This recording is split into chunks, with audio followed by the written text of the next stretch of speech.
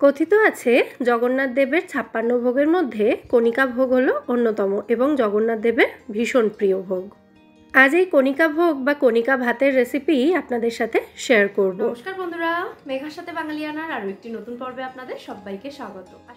কণিকা ভোগ বানানোর জন্য আমি এখানে নিয়েছি ১ বাটি গোবিন্দভোগ চাল। আপনারা কিন্তু বাসমতি চাল দিয়েও এই কণিকা ভোগ রান্না করতে পারেন, তবে গোবিন্দভোগ চালের নিজস্ব যে ফ্লেভারটা রয়েছে সেটা এই কণিকা ভোগে কিন্তু ভীষণই ভালো যায়, তাই জন্য আমি গোবিন্দভোগ চালই ব্যবহার করলাম। তো চালটাকে প্রথমে আমাদের একটা বাটির মধ্যে নিয়ে খুব ভালো করে বারবার জল পাল্টে পাল্টে ধুয়ে নিতে হবে। চালটা ভালো করে ধোয়ার পর একটা ছাঁকনির ওপরে রেখেছি যাতে চালের জলটা ঝরে যায়। চাইলে আপনারা আধ ঘন্টা মতো চালটা ভিজিয়েও রাখতে পারেন, তবে আমি এখানে চালটা ভিজিয়ে রাখছি না। এবার কিছু গোটা গরম মশলা আমি একটু আধ ভাঙা করে নেব। এখানে নিয়েছি আমি অর্ধেকটা বড় এলাচ।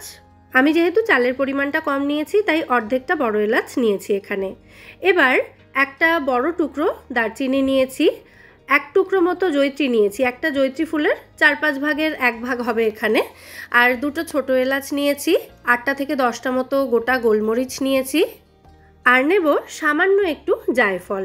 তো এখানে একটা গোটা জায়ফল নিয়েছি আমি, এটাকে গ্রেট করে সামান্য একটু দেব, মানে জাস্ট 1 পিঞ্চ মতো হবে গ্রেট করার পর, সেরকম পরিমাণে জায়ফল এখানে ব্যবহার করতে হবে।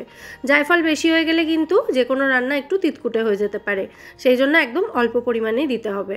তো এই সমস্ত গোটা মশলা আমি থেতো করে নিয়েছি।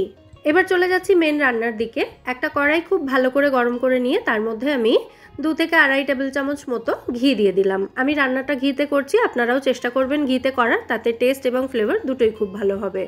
ঘিটা ভালো মতো গরম হয়ে গেলে এর মধ্যে 1 মুঠো মতো কাজু কিশমিশ দিয়ে এগুলোকে ভালো করে ভেজে তুলে নিচ্ছি। খুব বেশি লাল লাল করে কিন্তু কাজু কিশমিশটা ভাজার দরকার নেই। কাজু কিশমিশ ভেজে তুলে নেওয়ার পর বাকি যেটুকু ঘি আছে এর মধ্যে আমি 1 মুঠো মতো নারকেল কুচি দিয়ে দিচ্ছি। এটাকেও হালকা করে ভেজে তুলে নেব। নারকেলটা পারলে স্কিপ না করার চেষ্টা করবেন, কারণ এই নারকেলটা দেওয়া হলে কণিকা ভোগের স্বাদ অতুলনীয় হয়ে যায়। নারকেলটাও হালকা করে ভাজা হয়ে গেছে, এটাকেও তুলে নিচ্ছি আমি। এবার কড়াইতে বাকি যেটুকু ঘি আছে তার মধ্যে ওই থেতো করা গোটা গরম মশলাগুলো দিয়ে দিলাম, আর তার সাথে একটা স্টার অ্যানিস এবং একটা তেজপাতা দিয়ে দিচ্ছি। ফোড়নটাকে 25 থেকে 30 সেকেন্ড মতো সময় নিয়ে একটু ভাজা ভাজা করে নিতে হবে। গোটা গরম মশলার মিষ্টি গন্ধ বেরোতে শুরু হলে এর মধ্যে দিয়ে দিতে হবে ধুয়ে জল ঝরিয়ে রাখা চালটা। হাই ফ্লেমে রেখে চালটাকে 1.5 থেকে 2 মিনিট সময় নিয়ে একটু ভেজে নিতে হবে। হাতা দিয়ে নাড়াচাড়া করতে একটু অসুবিধা হচ্ছিল, সেই জন্য আমি একটা স্প্যাচুলা নিয়ে নিয়েছি। যাই হোক, চালটা এদিকে ভাজা হয়ে গেছে, অল্প একটু ভাজলেই হবে, খুব বেশি ভাজার কিন্তু দরকার নেই। তো তারপর এর মধ্যে দিয়ে দিতে হবে যতটা চাল নিয়েছিলাম তার ডাবল পরিমাণে গরম জল, মানে যে বাটিতে মেপে আমি 1 বাটি চাল নিয়েছিলাম সেই বাটিরই 2 বাটি গরম জল এখানে ব্যবহার করেছি। জলটা দেওয়ার পর চালের সাথে এটাকে ভালো করে মিশিয়ে দিচ্ছি। এরপর এর মধ্যে দিয়ে দেব সামান্য একটু নুন, 1/2 টিস্পুন মতো নুন দিলাম।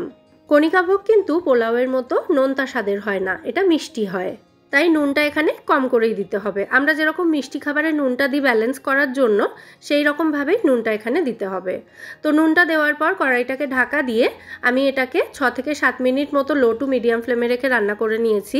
চালটা এখন মোটামুটি 80% মতো সেদ্ধ হয়ে গেছে। তো এবার এর মধ্যে ভেজে রাখা কাজু কিশমিশ এবং নারকেল কুচিটা দিয়ে দিলাম, আর তার সাথেই দিয়ে দেব স্বাদ অনুযায়ী মিষ্টি। আর এই কণিকা ভোগ বানানোর জন্য কিন্তু গুড় ব্যবহার করা হয় চিনির পরিবর্তে, তাই আমি এখানে জাগারি পাউডার বা গুঁড়ো গুড় ব্যবহার করেছি। আপনারা চাইলে বাজারে যে আখের গুড় পাওয়া যায় সেটাও ব্যবহার করতে পারেন নিজেদের স্বাদ অনুযায়ী, তবে যদি গুড় একান্তই না পাওয়া যায় তাহলে চিনি অ্যাড করতে পারেন। যাই হোক, আবারও সমস্ত উপকরণ একসাথে খুব ভালো করে আমি মিশিয়ে দিচ্ছি। আমার মনে হচ্ছিল চালটা আর একটু নরম হবে, আর জলটা যেহেতু একেবারেই শুকিয়ে গেছে তাই এর মধ্যে আমি আরও 2 টেবিল চামচ মতো জল অ্যাড করলাম। দিয়ে আবারও ভালো করে মিশিয়ে দিচ্ছি। তারপর কড়াইটাকে ঢাকা দিয়ে একদম লো ফ্লেমে এটাকে আরও মিনিট 5 রান্না হতে দেব।